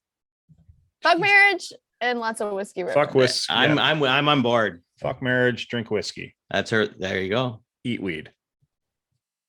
Are you married, the beard? No. Just twice divorced. No. No. Shit, the internet's just fucked up. Oh, that's right. Twice divorced, but not married again. No. And you're not married again, Dimples? Divorced once, not married again. We're just too sad. So I was thinking about it. Like yesterday, I was thinking about, I think I might want to get married again. And then I got on with you and I'm like, fuck marriage now. Fuck marriage. I'm done. No, you can still have a partner. It's not like, but yeah. Just don't sign the papers. Don't. And it's kind of cool. You're like partner. There you go. Yeah. Do you still do the Roots and Revelations podcast as well? Okay, so that's turned into a TV show and we're filming it slowly and going to try to pitch it to the Opry. Like the Opry wants us to do this sizzle reel for them. Okay. And so yeah, and it just takes, we've done like 3 episodes so far. And it just takes a lot of getting everyone in the right place, especially in COVID. And our main camera crew is actually from Knoxville, which is like 3 hours away. Sure. So it takes a lot to get everyone in one spot. So we've done 3 episodes. We're trying to get all 8 to 10 done because it's a podcast as well as a show, right? And we want them to come out at the same time. Except if nobody wants a show, fuck it, we'll just do it on YouTube like we all do and do that. But Opry was really interested in it, and so was the History Channel and CMT. There were a few that were interested in getting the sizzle reel. So the video team is working on the sizzle reel as we get the episodes done. It's just going to be one of those things that takes for fucking ever to get done. Yeah, but yes, it's still happening. That's awesome. Also, Georgette's mom and dad, Tammy Wynette and George Jones, are her parents. They their story is being shown. I think it's CBS is doing a series on their love life. Oh wow, love life. Their love life. How do you say that? Not that sounded like it was going to talk about the way they fuck. I meant like their relationship. You know, like their love story. Their love story. Yeah, I think love story. The way they fuck. Same thing. Isn't it interesting how you say love life and love story, and it's two totally different things? This is true. Totally different things.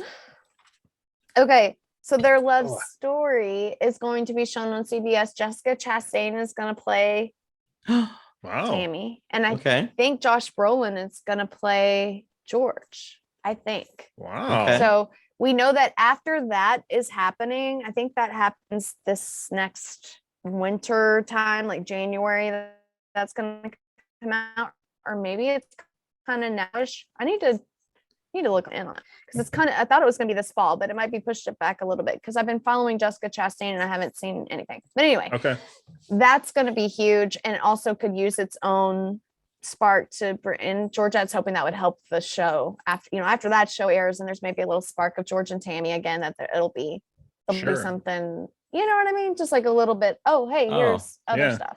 And they're again legends right there. Those two. And she's told me some great George Jones stories. I can't ruin it because I want the show to be great. Yes, right. No, don't. But she's told me some really good ones. That's and awesome. Great Tammy stories too. Yeah, she's like one funny one about Tammy is that she, not to Georgette, but to Georgette's sister. So it wasn't George's daughter, but her previous husband's daughter didn't do something at home like she was supposed to do, and Tammy shows up at school in hair rollers, no makeup, like a robe, like a lingerie, those lingerie robes back in the day. A muumuu? Yes, like those see-through ones, and also had like it was just something you do not want your mom to show up in high school. Walks into the room and says, "I'm sorry, I need to take my daughter." Walks over, grabs her hand, and takes her out of the room. And like, you were not going to leave the house without, I don't know what it was, like doing the dishes or whatever it was. It was something very small, but she was so pissed that she didn't do it. She went down there and embarrassed the shit out of her. And the way Georgette tells it is so good. That's awesome. Oh man. And it made me love Tammy even more because she's so glamorous, and you wouldn't expect her to be so have such moxie. You expect her to be just like, she's just so classic beauty, glamorous. I mean, Stand by Your Man was her big hit. It seems so just statuesque, just very, what is I can't think of any other adjectives. No, I think you're right. You got it. You nailed it.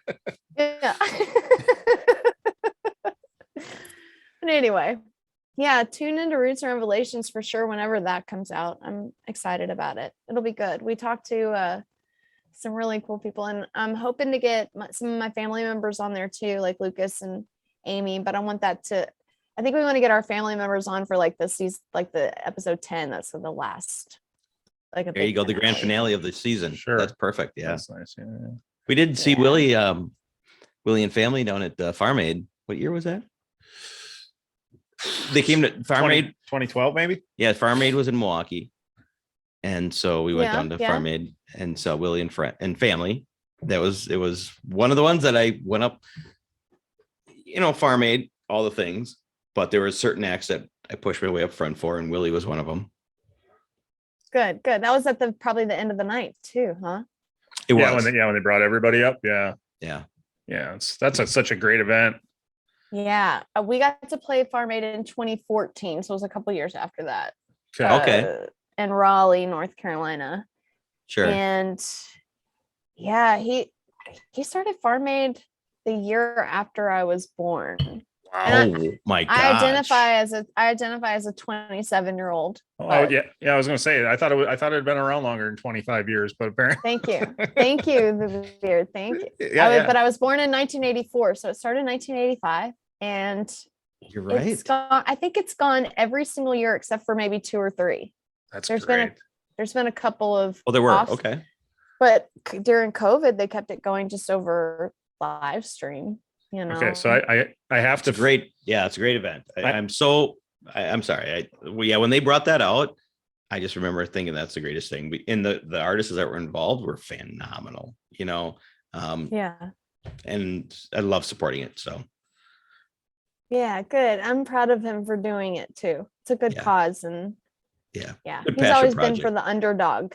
Right. He's always been for the underdog, and that's a good one. Yeah, because we all need food, good food. And he was a bit of an underdog himself, right? I mean, he was early on in his career. He went his own way and did his own thing. So when are they going to make a movie about his biography? Like they've done Johnny Cash, they've done George Strait, they've done. When are they going to do his? I don't know. Maybe after he dies, I guess. It's terrible to say. I don't want him to die. He will never die. He will never die. But it seems like they don't do things like that until after. Sometimes, Sometimes. I guess you're right, and I apologize for bringing that up. I didn't think about that like that. You know, he's lived a very long time. I think he still considers himself an underdog. Yeah. Oh, absolutely. Wait, what part?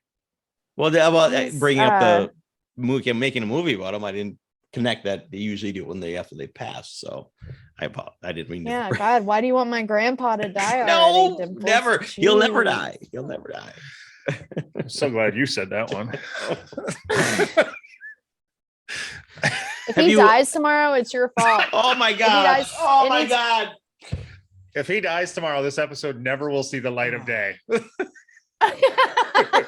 We'll bury this thing under the sea. We'll have to do this.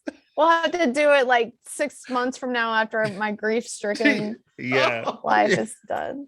I will hide. If that happens, I dread that day. I think about I'll hide from social media, I'll hide from everything. Picture like people that I barely know texting me, you know. So have you recorded? What have you recorded with Willie? Have you guys recorded? He did the Moon song. He recorded my song, the Moon song. And that's have you the done only one together? we've done so far. We haven't played it together live. No, I don't want to ask him for anything. I don't ask him. I wait to be asked. So anything I've done with the family or anything is because I've been asked. Okay. I'm not going to ask. It's more special. I know this from personal experience. It's more special when I'm asked than if I'm so glad I didn't, you know, so glad I didn't ask. Now, after he asked, I was on it, you know, like after he's like, do you want to play Farm Aid? And I was like, yes. Like a month before Farm Aid, I was emailing Farm Aid. Like my grandpa said I could play Farm Aid. Tell me what, I was on it, but I'm not gonna, I don't know. He does so much for me. I've always had a hammock. He's always been supportive, even though my music isn't like his and it's different. And he's tried to help when he could. So I know that, I know that he likes it. He keeps saying he loves the song. So yeah. If Willie Nelson says he loves the songs you make, what's wrong with that? You keep making them. Yeah. Does he keep going? I am his granddaughter, but still, like he would just ignore me because like I've emailed him stuff before and he just didn't respond. Sure. And I know that's no, like he won't say no, or that's, you know what I'm saying? But when he does respond does that make sense? Yeah, absolutely. Yeah. Of course. Yeah. 98% of the time he's responded, but on things when I've asked him things that is a definite no, he just doesn't respond. And then I know it's no. and Willie's so like, I know he would ignore me if the song was bad, Okay. Yeah. Well, and there has been one song I think that he respond to. I sent him a song once and he didn't respond to it or say anything about it. And I was like, like, maybe he just didn't like that one. But I mean, like clearly 1 out of 50 I've sent him and he didn't respond to it. Who cares, Right. So does that mean you shouldn't put it out because Oh, I did. We put it out. It was Mason Passion Jar. to You. Yeah. I think. Oh, Do you know what? I don't know if you've heard the song Mason Jar, but Yeah. it was Yep. that song Yeah. that he didn't respond to. Okay. I don't know why. yeah, that's a fun song. So I believe Rolling Yeah, Stone referred to your music as a mix of old country and dirty garage rock. Yep. Is Yeah. that I'm the old country, and then my band is the dirty garage rock. It's literally that, because I feel like when I write a I song love that. I bring to the table, it's just the bare. When you get to the bones of it, it's just a country song. It's melody, verse, chorus, bridge, big chorus out. You know, it's just this. The bones of it is country, and then JB is an old rocker, so he throws in all of his favorite, you know, where he gets his influences from, like the Clash and the Ramones and Off, and you know, just throwing in his pieces. He ends up arranging things like a rock band. So then I start everything on my guitar, and then end up playing the ukulele with the band, because I can move around and rock out with the ukulele better than the guitar. Sure. And it's different. You can definitely hear. And now everybody's playing the ukulele. Yeah, right. You can definitely hear the punk in it too. Like, yes. I mean, you talk about the Clash and the Ramones. You can definitely hear the punk in it. And I noticed that a lot of your songs are only like 2.5 minutes long, which is kind of a punk thing too, right? Like, just do those. Yeah. Here's our song. Get in. Here's my song. Goodbye. Yeah. Well, I always love I don't know which one of the Ramones it was, but when they were asked, you know, why your songs are so short, and he said, they're not short. We just play them really fast. So I always like that. It's a great quote. Yeah. Yeah. Beat them over the head with the hook as much as you can, and then out, you know, play the next one. Right. But I don't know if you guys have heard Off, the band Off. Their songs are like 1 minute long. I've never heard of them. No, I've never heard of them. They're like literally Off. The name of the band is Off. Off. Yeah. It's one of JB's favorite bands. And then, but also like I'm not a big jam band girl. I don't like 45-minute songs. That is like when the guitar solo is longer than the song, it's just, you lost me. You know, I like a good hook. And I appreciate the musicianship of that. You know, I really do. Like, they're way better musicians than I am. But I want a fun melody. I want it to be catchy, to be stuck in my head over and over again. And I want it to say something fun and sassy, or I want it to have like real true meaning, you know, like saying something has a message, or it's just fun and sassy and about things that are happening. That's my goal in songwriting, not showing off my amazing musicianship, because I don't have that much, you know, like I just write songs. I just write songs. Okay. Well, that's fun. Yeah. And your dad was, not to get into about your guitar. So he taught you how to play guitar, correct? My grandpa gave me a guitar lesson. My dad didn't teach me. He died when I was 7. Okay. No, he died when I was 7. I was a little too young. I hadn't started that young. I didn't start till I was 14. One of my best friends now, actually, her dad taught me to play guitar. And that's cool. I didn't even think of that till now. that her dad taught me, but he did. Fun. Okay, so who? And then my grandpa did give me. Go ahead. Sorry. No, you're fine. I'd rather hear your story. I don't know. My friend Jessica, I went to church with. Her dad played guitar, and I started taking guitar lessons from him. And so I learned like the basics from there. And then, I mean, my grandpa has shown me some stuff on the guitar over time. But I mean, really. And then when I went to high school, I was in music careers classes. So it's basically guitar, a string band. So it's being in Nashville, it was just string band. So I was thrown in with all these people who were way better guitar players than I was. And so I wanted to I just had to practice a lot, and then ended up singing in the string band and playing rhythm guitar, but mostly singing. And that's what really started it. And then I kind of put it away. I don't know what it was. I just put music away for a few years, had babies. And then I was stuck at home with babies and just saw my guitar over in the corner one day, picked it up and started noodling again, and Nice. then writing songs. And then after I nursed them, I was like, well, why not just go find a place to record them?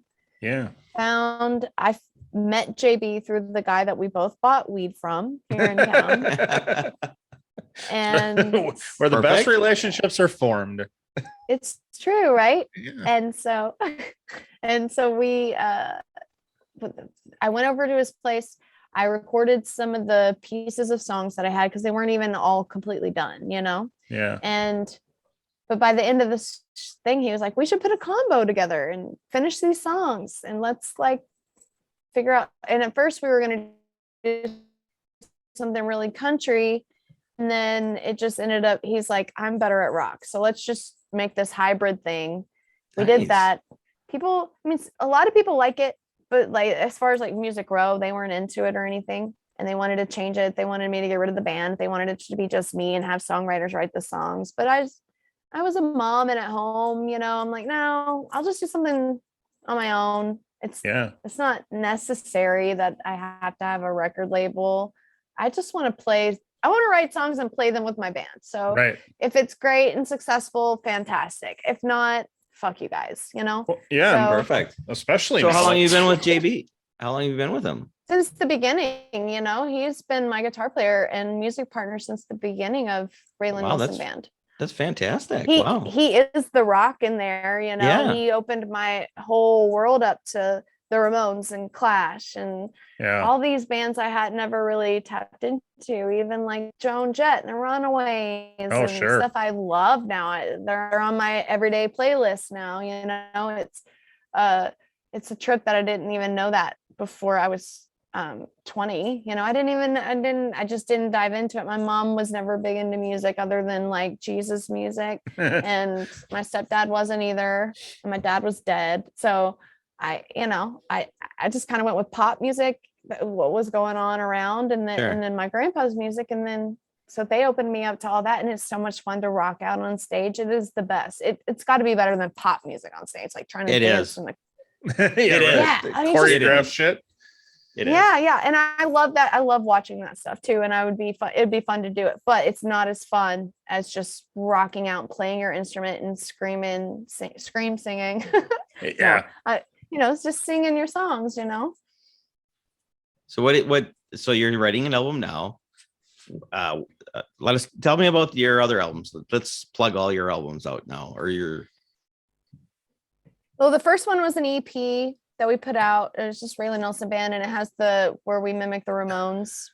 That's what the cover looks like. And then, so then the second one that we put out was where we're doing the Who, The Kids Are All Right album. Okay. But we're Now you wrapped got up me. in a Tennessee flag. Now you got me. We're wrapped up in a Tennessee flag. Yeah. I need that one. And then That's my favorite rock band ever. So yeah, the Who. I saw them with Joan Jett here in Nashville at Bridgestone, and it was fucking fabulous. Teenage Wasteland, watching that live was just like, and I know there's so many other amazing The Who songs, but come on, like just seeing that one and just the whole entire arena, you could feel everyone just like, here it is, they're doing it, and it was just this beautiful like 5 minute, 6 minute. It could have gone on like 10 minutes actually. It was so long and it was just so great. One of the most memorable concerts for me. I'm with you. I met Pete Townsend, and he's my idol. So I'm going to move on because I want to talk about you. But yes, I don't know why I throw that in there. He's my neighbor, Pete. Here. Okay. Okay. I love that you say that. So I'm so excited that you said that. That is an amazing part of I've seen every concert I've seen of them. That's amazing part. So. Yeah. And I love that you did a tribute to it on one of your album covers. So I am going to seek that out right now after we get done. Okay. And then we did on the last one, we did the Clash. We did their London Calling album, which is their homage to Elvis. Right. If you didn't know. I feel like y'all are frozen again. Yeah, a little bit. Are you there? Are you back? Yep. We're back. Yes. Okay. Everybody Y'all were move. frozen Okay. for a long time. Yeah. No, just a couple seconds. Y'all were like, Yeah. Oh, okay. Yeah, that's what I'm wondering. Like, do we get frozen in cool poses or anything? That's all I need, a cool pose. That's all I want. I just realized we could totally do that to someone and they would think that there were internet issues, but there really aren't if you're just, Right. Yeah. Okay. you know, you would think that you would think that, see, you really got it. Yeah. It's kind of like when the answering machine used to answer the phone and you were like, is this you? Oh, no, it's not you. Oh yeah, the fake out, the Yeah. hello. Yeah. Hello. What the Hello. God damn it. Yeah. My So- daughters does that. Anyway. So moving on. your last and then nope, go ahead. We're talking about your you latest talk album. now. Your latest album, the one with the Clash cover. Yes, that was the first full-blown album. And this next one, I'm going to recreate a Replacements Nice. album cover. Nice. Gonna go with the Replacements this time. Very nice.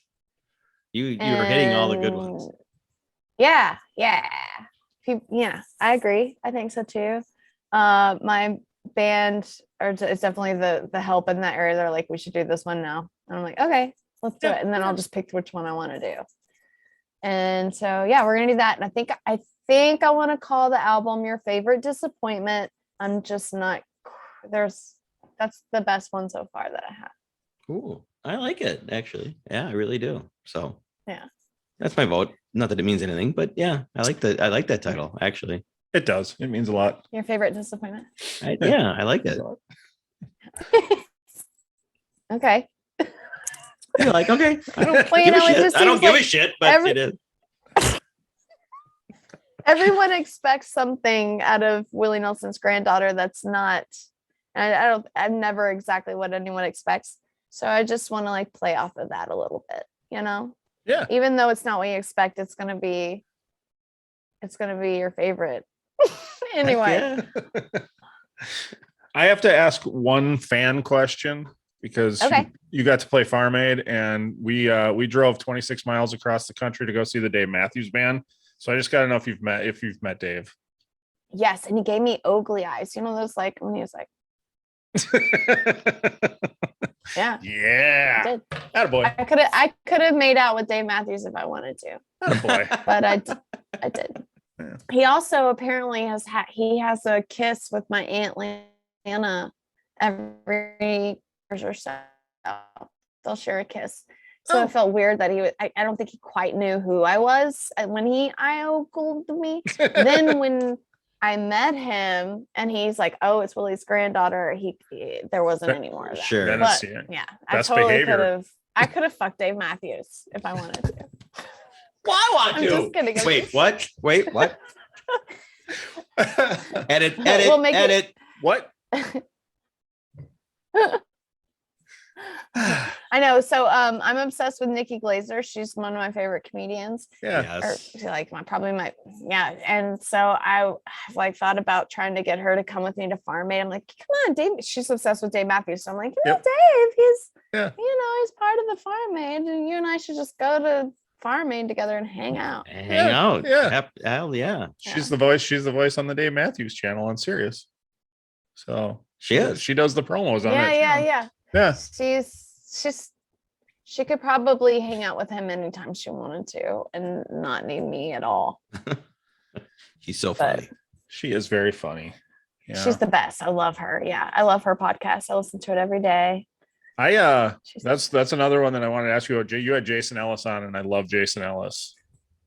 He is cool. Yeah, he's crazy and fantastic. How was that? I mean, He got mad at me because I didn't know how long a taint was. Well, they're all different. He said how long I'm gonna try Yeah. to do my best, Jason Ellis here. How long you think a taint is, mate? Yeah. And I was like, I don't know, like 7 inches. And he was like, 7 inches? Fucking lesbian piece of shit. What are you talking about? Like, he just got so mad at me. He's like, have you ever seen a taint? You know, I'm like, you know what? Now that you come to think about it, I don't think I I don't really think have I- been down there. Not that up long. close. Yeah. And if you are, my eyes weren't open. My eyes weren't open. If that was, Your view, you know, you close your eyes for that view. Yeah. Don't blame you. yeah. Why would I want to stare in an asshole? You know? Right. Yep. Yep. Makes sense. Makes sense. So, but he got so mad that it turns out they're only like 2.5, 3 inches. Yeah. They're Okay. Well, Okay. it's And not we're a big. talking about male taints. 'Cause Males he's only, gotcha. obviously- Yeah. Because I mean, a female that's like a female would be longer, right? Like I was trying to like think about. I was thinking the opposite. I thought a my- female would be shorter. It's only What one is a way. taint? Are we thinking taint is the same thing? What is the taint? It's between the anal, And yes. anus, Between the ass and the balls. right? Yes. Right. So Yes. see, I would think that would be longer than a vagina ass situation. I would think so too. Yes. Yeah. So Yes, when we're to done, see- when we're done here, we're gonna get out tape measure. So we'll see. I know that's what he was like. You could have just put your hand in your pants and like. I'm like, I think I'm just bad at math, Jason Ellis. Please continue on with. I don't We even just- remember why you'll have to listen to his episode I'm to gonna. Yeah. figure out why the fuck we were talking about taints because I don't even remember now. I just remember you getting so mad at me for saying a taint was 7 inches long. Wait, And I gotta was know. like, Did the podcast end with him still mad at you? Are you guys not? Do you not talk? Is No. that like? He got over it. I'm hoping he got Is over this it. Is this a it like was in a fun way. Yeah. It was in like a this is a fun podcast kind of unhappy way, you know, no. Yeah. I ended up Bob's Your Uncle is a thing in Australia. You know this? Did you know about Bob's Your Uncle? No. No, me either. No. Okay, so Bob's Your Uncle is something you say in Australia when you're like, if I were to come over in the morning and we were gonna do a podcast and I brought you coffee and you open the door and I hand you your coffee, I'm like, Bob's your uncle. That's like something they say. Like I still can't really. I'm like, is it like cheers? No, Right. It's not like cheers. It's kind of like thank you or hey, how are you? Good greetings. It's Bob's your uncle, and Bob's your uncle. we talk about it in the podcast too. So Okay. that's how it ends up ending. I end up doing what we comedians call a callback. Yeah. Nice. Us, But yeah. I think I I got him back after, but I loved him on the Honeydew both times. Both Oh, times God, he yeah. was on the Honeydew. I thought it. Yeah, that dude has lived a Fabulous, right? crazy life. But it's because they won't let Ryan monetize those because of all the stuff they talk about. There's certain stuff that YouTube flags, and Yeah. they won't let them monetize those. Yeah, Right. Yeah, Jason. there's been like a couple with Joey Diaz, I guess, Oh, that they won't monetize, and so those, yeah, Jo- Jason Ellis is one of those. those Joey Diaz episodes are so good too. With Ryan and Yeah. Joey.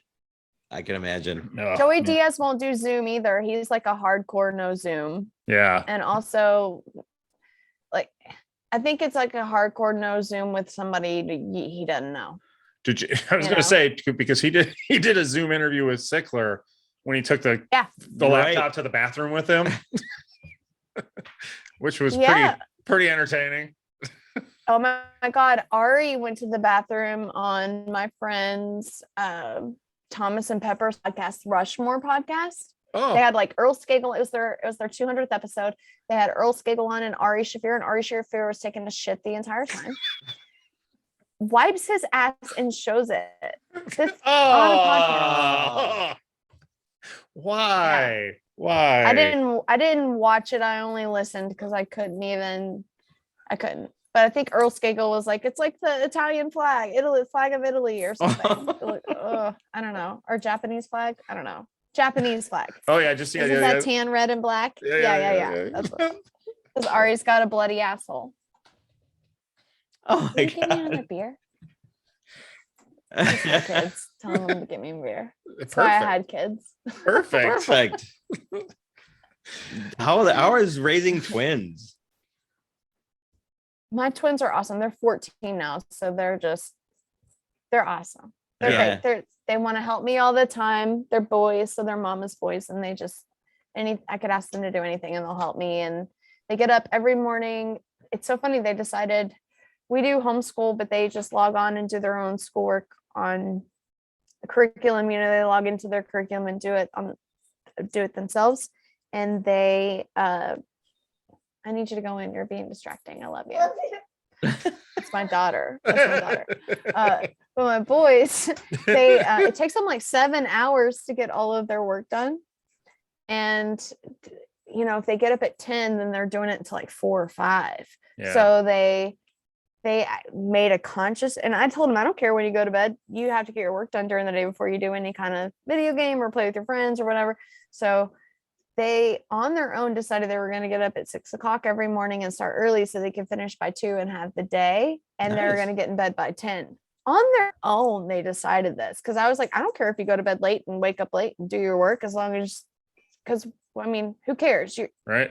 As long as you get it done, as long as the work is done, as long as you're learning, that's the point. But they decided on their own to do this. So they're like more adult than I am. I don't get to bed by 10. I don't get up at 6 and get shit done, you know? They're just right. It's a trip how they've like, oh, this is better when we do this. So we're gonna make ourselves do that. It's just like they have natural self-discipline or something. I don't know. Yeah, that's my daughter impressive. On the other hand is quite she's 12 now. So daughter's going into 12. It's just like, I want to change different. My hair. I want to change my outfit. I want to change my identity. I want to, you know, all kinds of stuff all the time. Boys are different than girls when you raise them. Absolutely. Yes. Boys, when they're little, it was a lot harder when they were little, of course. But I mean, I feel like in a lot of ways we've grown up together, my kids and I, and I feel like we're a team, you know, and yes, I'm the mom. Yes, I make the decisions, but I try to talk to them about big things, you know, and like get their opinion on it because I trust their opinion and I want them to feel stable and safe and happy with their life here, you know? So yeah, I don't know. Why are we talking about this? But it works. So there you go. Because you asked her to get you a beer. So yeah, we both do. I have a 6-year-old daughter. That's my only one. Okay. And then I have a 32-year-old son, 21-year-old daughter, and an 18-year-old daughter. I was not expecting you to have a 32-year-old son. And are they all married with kids? Nope. My son's married with one child, so I'm a grandpa he'll turn 6 next week. We're having a birthday party for him next week. He'll be 6. You guys could honestly, if you were really good friends, you could do arranged marriage between your grandson and your daughter, right? Because they're the same age. Right. Yep. That's got to happen.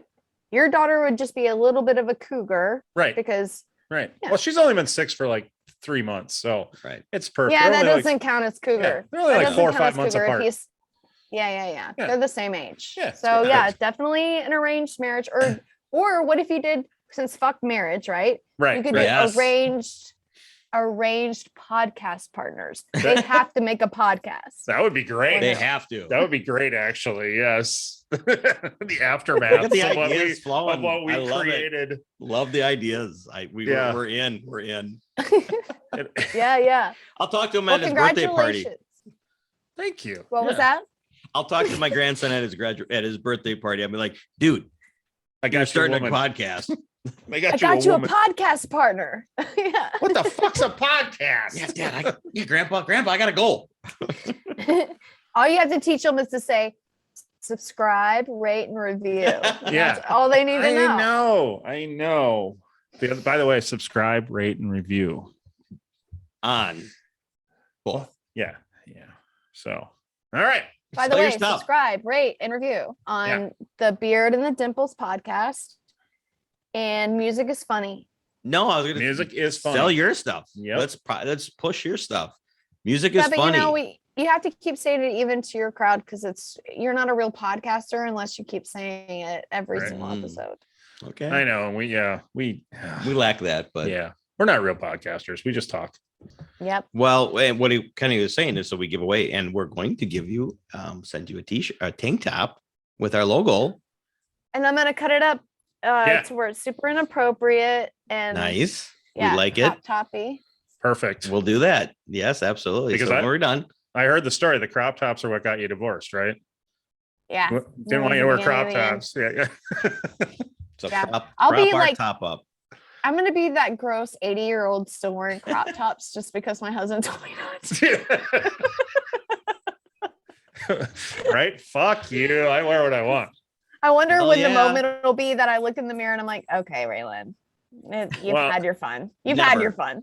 I think Never. Never Torch stop being you. passed. I think you'll be fine if you keep doing that crazy yoga shit you put out there. Hey, that's why I'm doing that. Are you I- kidding? Yeah. Right. You guys were like in some star pose or something. Thank you for noticing. Yeah. Yes, it Absolutely. was a star Yeah. I was pose. like, how the fuck did you manage that? You know what's funny is I'm thinking about my free lyric video using all the bloopers of those videos because you guys should see those. Those are funny. Like we're trying to get into these poses the complete wrong way, but you get all of that in the video that I don't show. That's Online, awesome. you know? That's awesome. So I Yeah. was thinking about maybe doing the bloopers of those as the lyric video. Just have something going on behind the That- lyrics, you know. That'd be That's fun. funny. Yeah, that would be funny. That's happening now because I like to do stuff that's happening now, you know, like capture, like songs can be like a photograph, like a capture of time, you know. Absolutely. Yeah. Just ask Nickelback, right? Oh God, poor me. Look at this photograph. Sorry, that was a Oh, cheap. That was a it cheap makes me shot. laugh. Yeah, what are you doing? Terrible song. Oh God. That was cheap. Sorry. Wait, so look, but since we're probably gonna end this soon, look, I almost did this for you guys today. Can you see this? Yeah. What do you think? Oh, So if we could go back and I was like, okay, what hairstyle do you want? I went with this 80s thing that's happening. I But do. then if I put my hat on with it up, it kind of, I don't know, well, first of all, it poofs up my hat. Yeah. it But does. y'all didn't notice until just now. When I You know, you're showed ripping out right? earrings and Yeah, y'all want to fight? You ready? I don't. There's no way I want to fight Willie Nelson's granddaughter. Yeah, I do yoga. No way. And a yoga Yeah. expert. Well, I could have done that too. Yeah, Could have done the 80s. So I was looking on Instagram today and Jennifer Aniston posted this picture of her hair where she's had it like this. Yeah. And so I was like, oh my God, I'm doing my hair like that the rest of the day. And I did. But then when it came down to do this podcast, I was like, I chickened out a Oh. little bit. I was like, Aw. Back to the maybe hat. I'll just put my hat on and then surprise them with it at some point. So I did Perfect. surprise you guys with my Jennifer Aniston. It's very cute. I love it. And I love the hat. I do love the hat. Maybe like this where it Yeah, cuts off half no. of my face. No. Very 80s, very No. 80s. No, we need the whole face. You should have done the side ponytail. Oh, Yeah, like there's make it go to the side. Yeah. there you go. There we go. Very Napoleon There you go. Dynamite. Yeah, it does look like that is exactly what it looks like. Oh my God,